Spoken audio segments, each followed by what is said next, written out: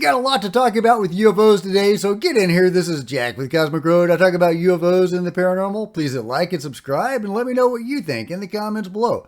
Yeah, to start with, Douglas Dean Johnson gives us an update on what's going on with UFO disclosure in the halls of Congress. So let's talk about it. He says on July 31st, Senators Mark Warner and Marco Rubio, respectively the chairman and ranking Republican on the Senate Select Committee on Intelligence, filed a revised version of the fiscal year 2025 Intelligence Authorization Act, including revised UAP-related language. Senate Majority Leader Chuck Schumer has not yet announced any timetable for scheduling Senate floor action on the NDAA, which now cannot occur before September at the earliest, and might even be delayed past November 5th general election. So far, senators have filed 1,100 proposed amendments to the NDAA, including the Round Schumer UAP Disclosure Act, as he reported on before, Douglas Dean Johnson.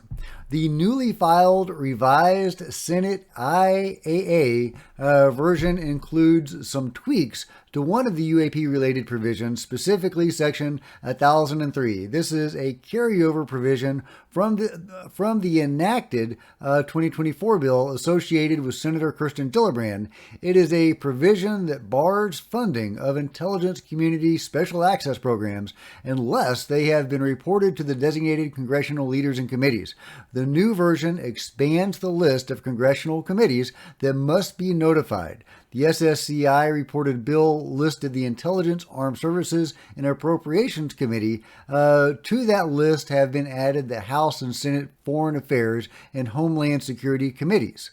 So yeah, there you go. Those are some of the things that are going on right now in Washington, trying to get the NDAA passed, and included in that will likely be the Intelligence Authorization Act. And it may, one or both, it may include some UAP-related provisions, including possibly trying to choke off money to the control group. I doubt that would be successful, even if it gets passed. They've been hiding this stuff for years and years and years. So I mean, they wrote the book on this stuff. So could that possibly be successful? Maybe.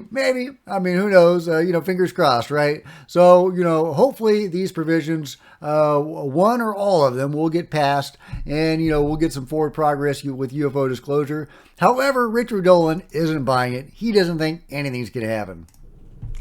The UAP Disclosure Act was reintroduced just not that long ago, and that's great. But the reality is, here in 2024, it's extremely unlikely that any forward motion is going to happen with UFO, UAP disclosure, transparency, however you want to put it. We're in the middle of a presidential election season, if you haven't heard. We had an attempted assassination of Donald Trump earlier. We had a palace coup against Joe Biden. You have both parties fighting in a death rattle against each other, trying to do this major takedown of each other during a presidential, highly contested, contentious cycle.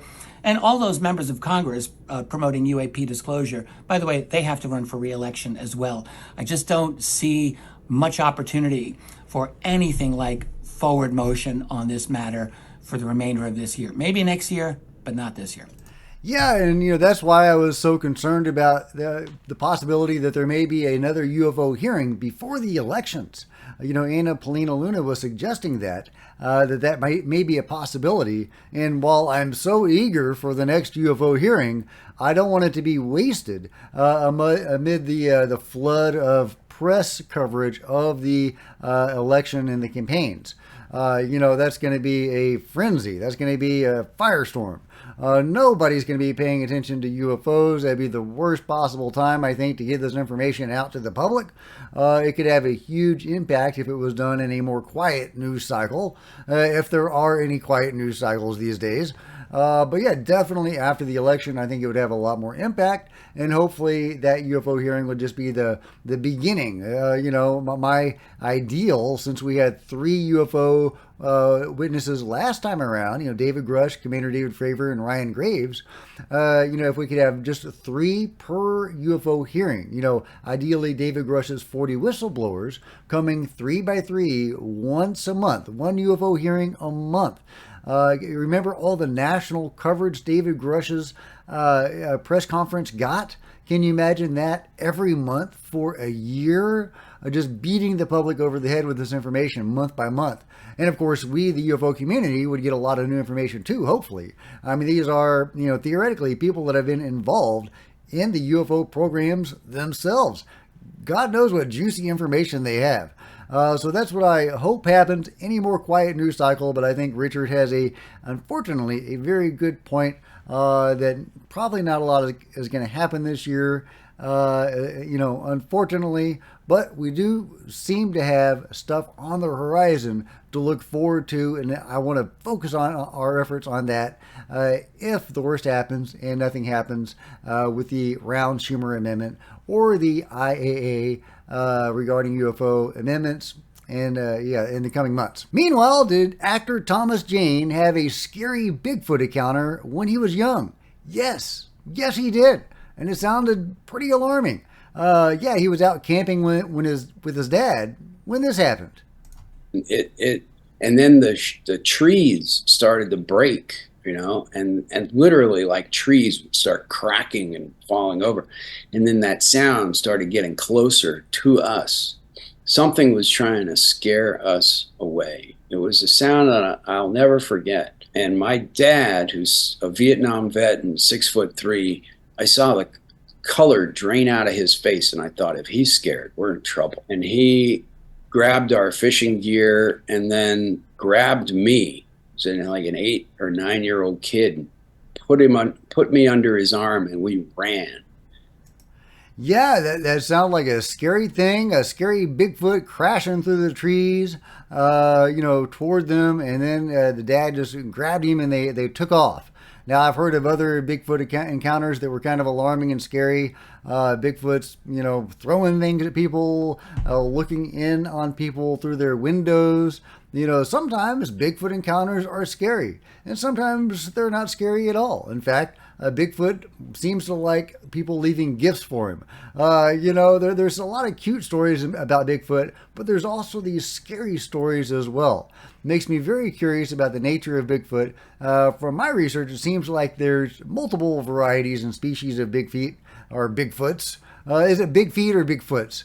Some are, more, sophisticated. Some are less sophisticated. Some may be more peaceful. Some may be less peaceful. For some reason, some of them have glowing red eyes. I don't know what that's all about. But either way, kudos to Tom Jane for coming public with this crazy story. Meanwhile, from the Soul Foundation, we have another white paper. NHI, UAP, and the Catholic Faith. How will the church respond? Executive summary. Are we on earth alone with God and the angels in this vast universe? Do we humans share the cosmos with any other intelligent forms of life created by God? The Catholic Church has made no formal authoritative pronouncements on the existence or even the possibility of ET life. Even so, today's speculation about the existence of ET intelligence and other forms of non-human intelligence is livelier than ever in the U.S. and throughout the world. I'll let you read the full paper at your leisure, but yeah, the Soul Foundation papers, they typically give recommendations. And that's the case with this one as well. The church could engage in a season of exploration and clarification regarding both NHI and UAP. And considering NHI, it would need to rediscover and explore thoroughly the relevant elements of its own tradition, theological, scriptural, philosophical, historical, and social. And considering UAP, it would need to examine not only the scientific evidence, but also the lived experience of Catholics and others who testify to personal UAP encounters. Such a broad and thoroughgoing investigation could lead to a more accurate discernment of how a traditional Catholic understanding of the cosmos might both accommodate and be expanded and enriched by evidence of UAP realities. So it goes on giving recommendations and ideas for how the Catholic Church could wrestle with the reality of UAP and UFOs and incorporate that into its faith and its teachings and help believers of the faith to reconcile what they might be seeing as an emerging UFO disclosure reality with their own traditions. So really interesting stuff. Obviously, very important to consider. The element of faith and how people are going to deal with UFO disclosure. So let me know what you guys think in the comments below. Meanwhile, in 2003, a book called MJ12 and the Riddle of Hangar 18 came out. And in that book was this picture right here of a being. Witnesses were describing UFO crashes and beings emerging from these crashes. And they were seeing this sort of being. Now, very astute people on Twitter have pointed out that that being shockingly resembles Maria, one of the Nazca mummies. I mean, that is quite a coincidence, guys.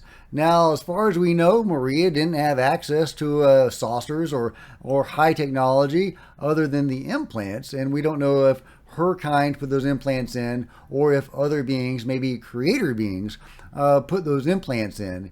Either way, from what we know of Maria and her lifestyle, and as she seems to have had a hard life, it doesn't appear that she had access to that sort of high technology as a everyday event. So I doubt that she was running around in flying saucers, getting seen by people, but might similar beings have done so? Because that is a shocking similarity. I haven't read the book, so I don't know how truthful it is. But if you have read this book and have any insight to offer about MJ12 and the Riddle of Hangar 18, in this really interesting similarity to what those witnesses were seeing in Maria, one of the most famous of the Nazca mummies, let me know in the comments below. Meanwhile, check out this amazing UFO video captured during an Eetti event. If you don't know Eetti, it's the ranch up there. Is it Oregon or is it Washington? I always get those switched, even though I used to live in Oregon. But that was before I was interested in UFOs. Either way, an amazing flying saucer or cigar shape. I can't tell if it's a cigar or if it's a saucer on end. But it looks very large. It's slow. It's clearly not a raccoon, and it's not a plane or a satellite or anything like that. They get so much activity there at Eetti. That's why I asked the remote viewer, Anita, to view Mount Adams. And she wasn't able to pick up on any ET stuff, but she was clearly seeing Mount Adams. She was making contact. But people see such amazing stuff there, and I can't wait to get up to Eetti Ranch myself and meet James, and hopefully hang out with Peter Maxwell Slattery if he's there, and see some of these amazing sites for myself and have these experiences, because people also have spiritual experiences there as well. So if you've been there, let me know your own experiences in the comments below. Meanwhile, remember this crazy video that I shared with you a couple of days ago, where we see this orb knock this guy out of his door? This is just such crazy footage. I don't even know what to make of this crazy footage. But viewers reminded me about another incident that I covered not too long ago. Oh yeah, we had to see that again. That's just such crazy footage. Whatever it is.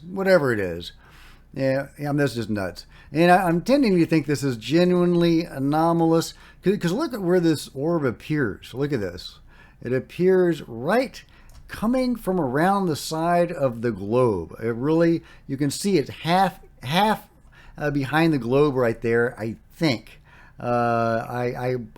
I'm not sure, because it's kind of blurry over the globe right there, but it appears to be coming from either inside the globe or from around the globe, in which case it's much too far away from the camera to be a bug giving the illusion of going super fast over to this guy, I think. So I think that if it were, a bug coming from around that object, it would not be moving so fast. It would be obvious that it was a bug. So I'm really leaning toward this being an anomalous event. But a viewer in the comments to that video reminded me, hey Jack, there's a precedent for this. Dude, you're missing it. You're missing the precedent. You covered it yourself. And that's John Bell's video of an orb striking his truck. Check this out, guys. This is insane.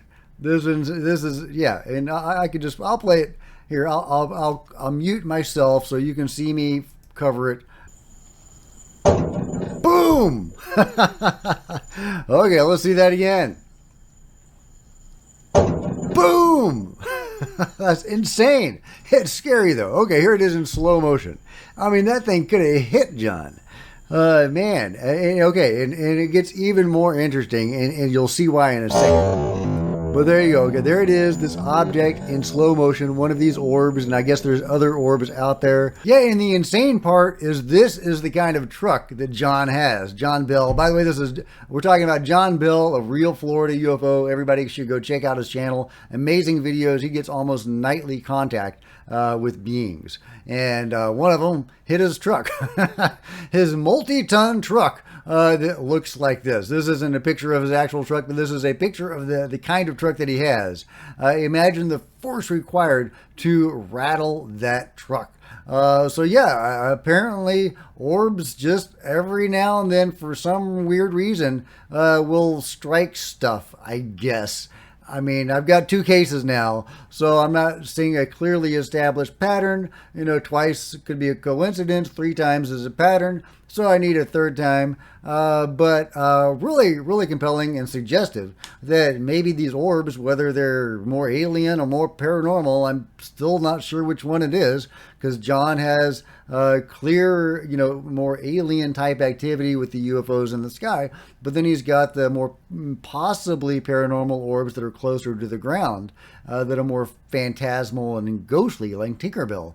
But again, it's unclear if that's genuinely, actually paranormal or more alien, since they show up, when the UFOs in the sky are showing up as well. But that's one real problem with exploring the UFO mystery, is that it immediately gets into the weird stuff, because it's all connected, and sometimes it's so inextricably connected that you can't tell what is what. Meanwhile, from the debrief, academics unite to bring humanities to the study of aerial mysteries at Society for UAP Studies event.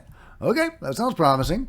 Academic involvement in the study of UAP is helping to progress the once taboo subject beyond the realm of speculation, according to a group of humanities scholars who are now pushing for deeper involvement from professionals across a diverse range of disciplines.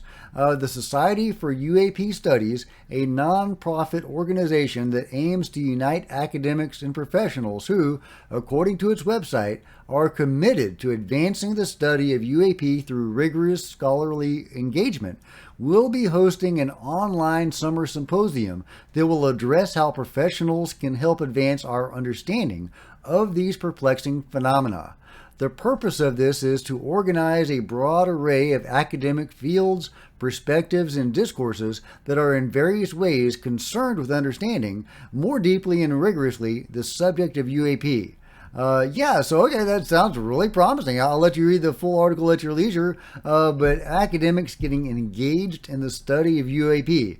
Now, they're probably not going to get into the weird stuff. They're probably not going to study, the orb that hit John Bell's truck. But they are at least getting engaged and they're interested. And I think that is fantastic. We need to, support these guys, even if they're coming at it from a very nuts and bolts sciencey point of view. It's awesome that mainstream science is really getting galvanized about the UAP issue. And I think a lot of that has to do with Avi Loeb getting interested in this and making it permissible for mainstream scientists to talk about this openly for the first time, and that is just a beautiful thing. Let me know what you think about it all in the comments below, and if you've enjoyed this video, please give me a big thumbs up. I sure would appreciate it. Smash the like button, the subscribe button, and the bell to be notified of future videos. You don't want to miss a thing, although you probably want to miss this picture of the lovely Dr. Shankar Patrick riding a horse.